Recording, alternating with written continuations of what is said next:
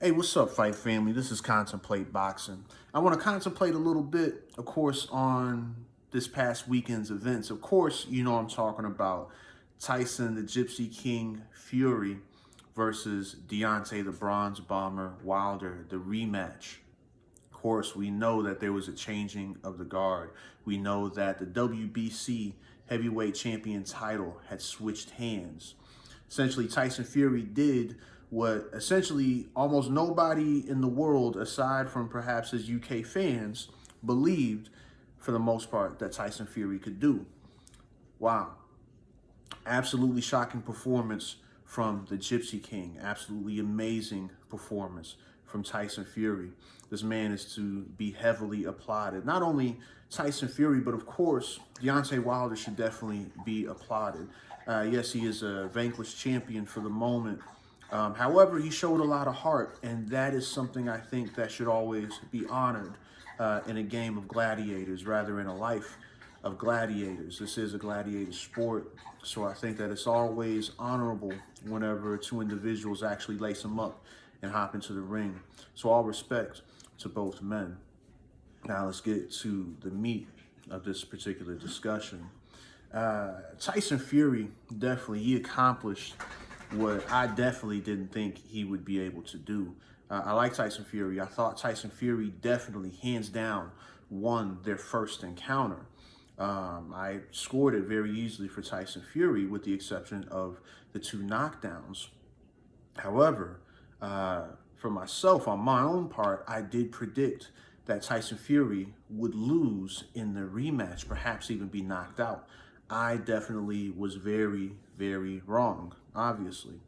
What I actually expected, I expected Tyson Fury to still have some residual damage that was left over from the shocking knockdown that he actually suffered in round 12 of their first fight.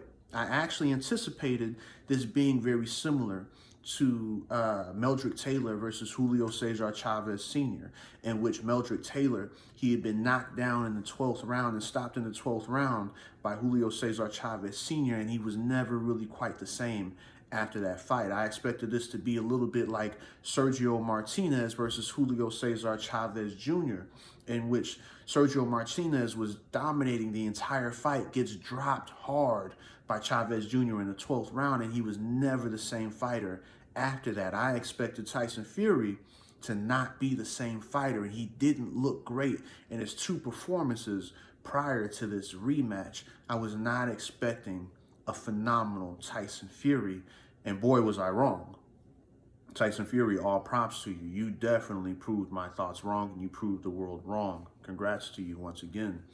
I also definitely did not think that it was a good idea for Tyson Fury to change trainers and to choose another trainer to go into a training camp with right before going into another fight at the elite level.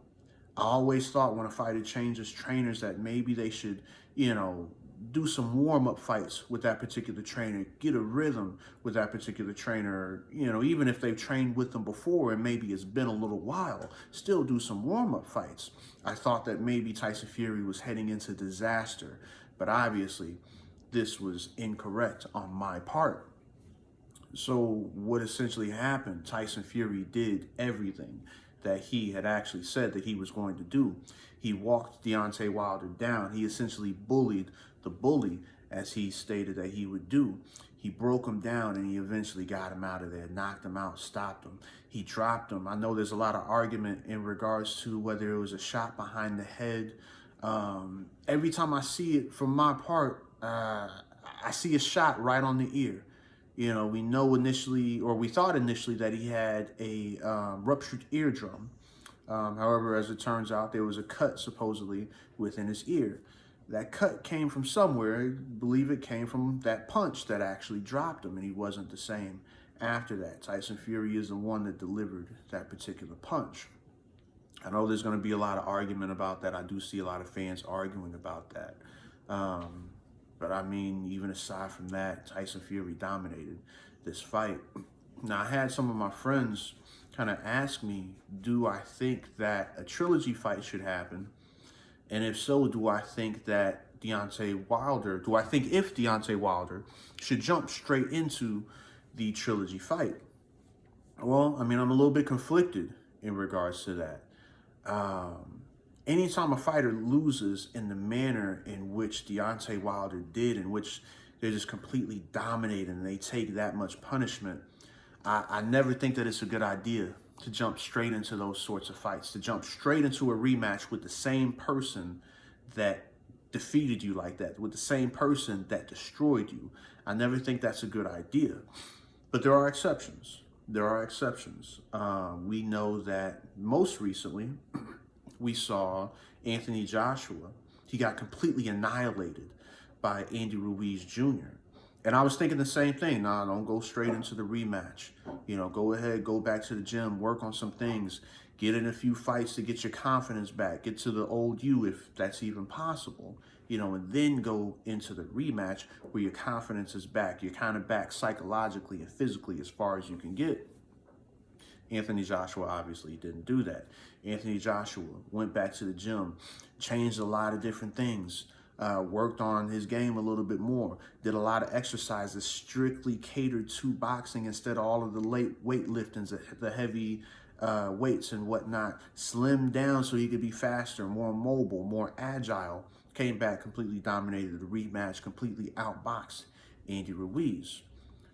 Can Deontay Wilder do the same thing? Well, I mean, this is boxing. You know, as we always say, anything can happen in boxing. So it's not a question of can Deontay Wilder do it. I think the question is more, what is the likelihood that Deontay Wilder will do it? The first thing that comes to my mind, or the first fact that comes to my mind when I think about that, is that Tyson Fury is not Andy Ruiz Jr. I believe Tyson Fury is a much superior fighter than Andy Ruiz Jr. is. Aside from that, Deontay Wilder never had the fundamental foundation that Anthony Joshua has in order to go back and work on those fundamentals or sharpen those fundamentals to be able to change his style and come in with another game plan. Deontay Wilder has always lived or died in this case. You know, he won't say died, but in this case, you know, he stood and fell. We'll say that. He would stand and fall by the right hand. And in this case, the big right hand failed him big time. He had nothing else. You know, he had no other alternative. Couldn't adjust, couldn't adapt to do anything else. Didn't have the fundamental foundation in order to do that.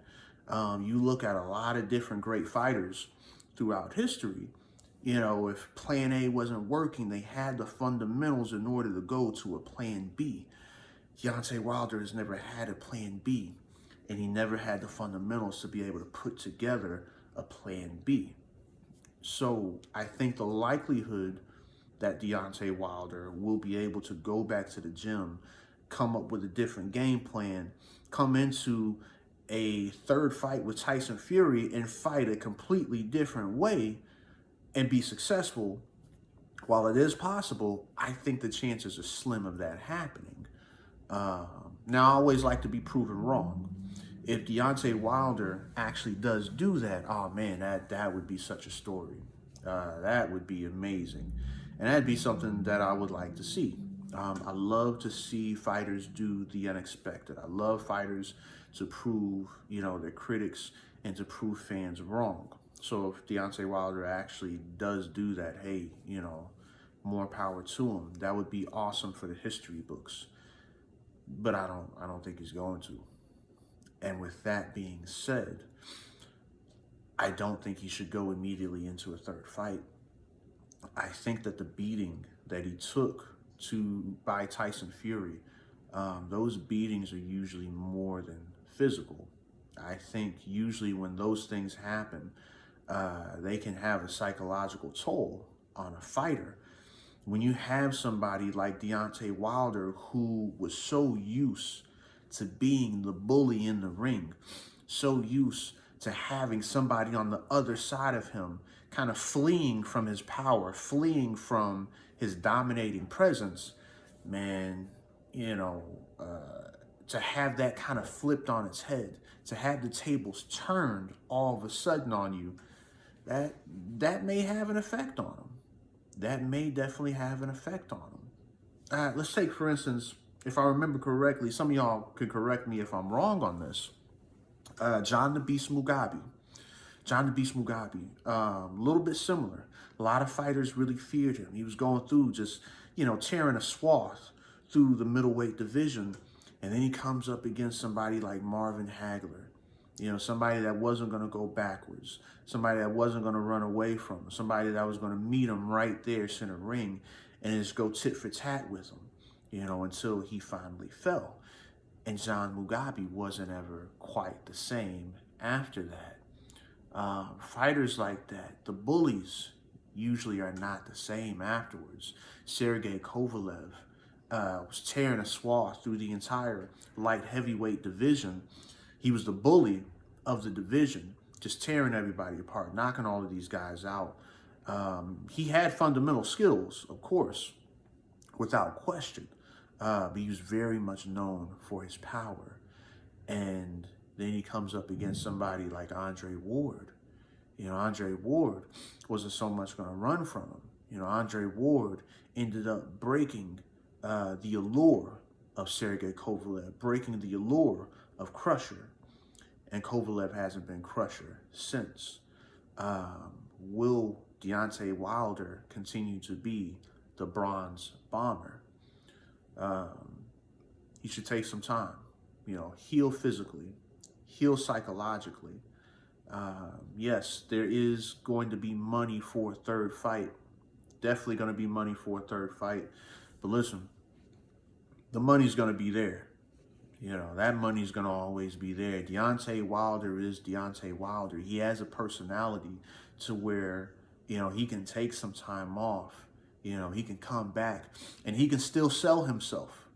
He has a huge personality. He has a lot of character. He has a lot of charisma.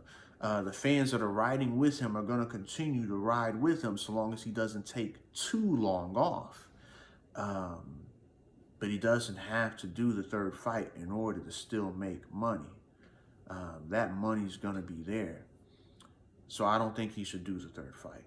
I think if he wants to prolong his career, if he wants to more quickly get back to the top, then he should take some time, forego the third fight immediately, go back into the gym, definitely work on those fundamentals, work on those flaws, sharpen his craft, do some other smaller fights, to kind of put those skills to the test, gradually build that up, and then work his way back to the very top where he was trying to reach.